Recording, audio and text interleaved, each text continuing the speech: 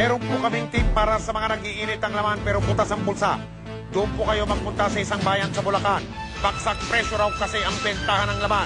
Pero yung nga lang, baka matsyempoan po kayo ng hulihan.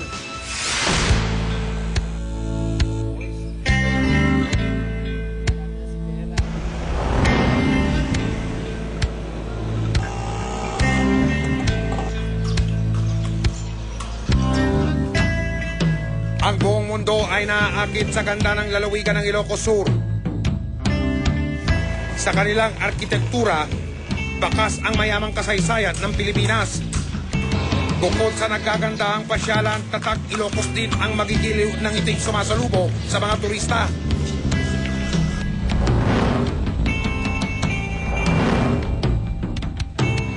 Pero ang dalagang si Antonia hirap gumiti. Palaisipan tuloy siya sa iba. Bilang lang ang mga salitang nabumutawi sa kanyang labi. Tila ikinukubli ang kakulangan sa kanyang pagkatao.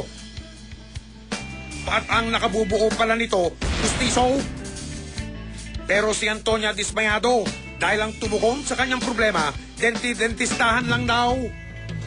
Talagang maluwag po siya, hindi po ganito na maluwag. Tapos pag kumakain ka natatanggal, dapat po ganun na.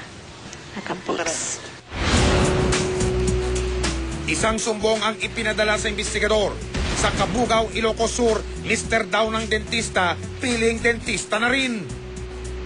Sa dami ng pasyente ni Dr. Maribel Roque kada araw, ang kanyang mister na si Rolly Roque, to the rescue na rin.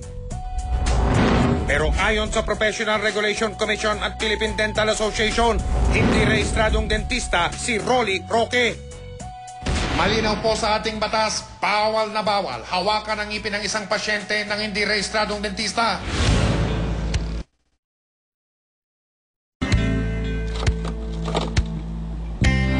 Noong Martes, 6 na aset ang aming kinuha. Sila ang magiging pasyente na mag-asawa. Isa-isang pumasok ang mga aset sa klinika ni Dr. Roque. Ang hindi nila alam, nasa loob na rin ang investigador.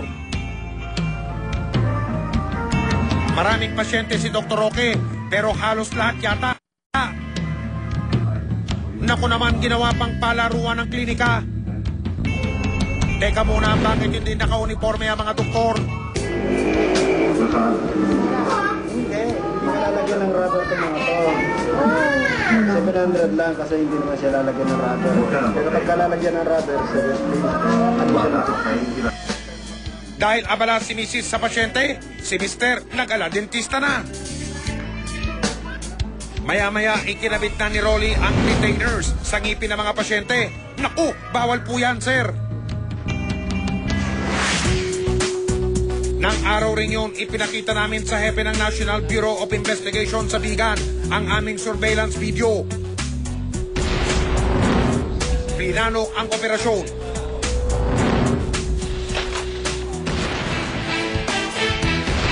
Bumalik kami sa klinika ng mag-asawa. Sa pagkakataong ito, mga operatiba ng NBI at Philippine Dental Association na ang aming kasama.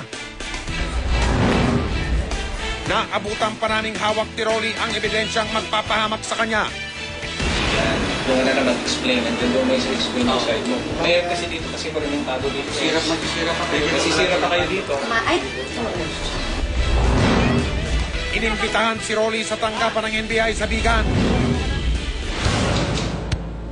Pilit pa rin niyang itinatanggi na walang katotohanan ng reklamo laban sa kanya.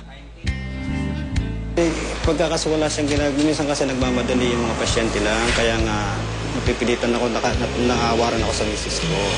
Ilalagay mo lang naman, sabi nga niya. Hindi ka naman gagawa, sabi ko. Dating OFW si Rolly sa Taiwan.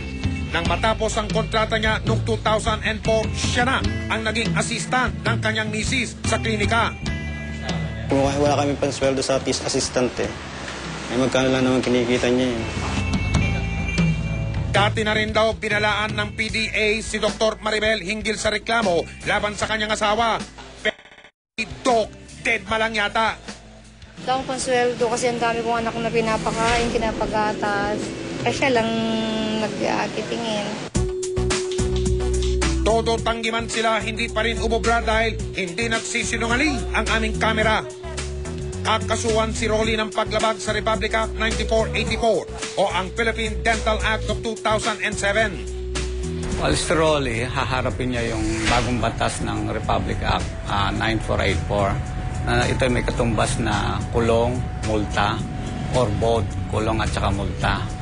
Ngayon naman, si Doktora ay pwedeng matanggalan ng lisensya o masuspend ang kanyang lisensya dahil inalaw niya yung kanyang asawa na mag-practice illegally. Ayon sa PDA, may ngipin na ang ating batas laban sa mga nagpapanggap na dentista. Sa mga klinika, dapat din ipinapakita ang prueba na totoo silang dentista. Sinamahan namin si Antonia sa PDA Ilocos Sur Chapter. Halos abot tenga na ang kanyang ngipin. Muli kasi siyang masusukatan ng pustiso. Aral na kay Antonia na tiyaking sa lehitimong dentista ipagkakatiwala ang ngipin at ngiti niya. Hanggat may anomalya, hanggat may napi, patuloy tayong umaksyon kaya makipagtulungan po kayo sa investigador. Ang mga abusado at ang mga manloloko, huwag natin tatantanan. Hanggang sa muli, ito ang investigador at ako po si Mike Enriquez. Proud to be Kapuso.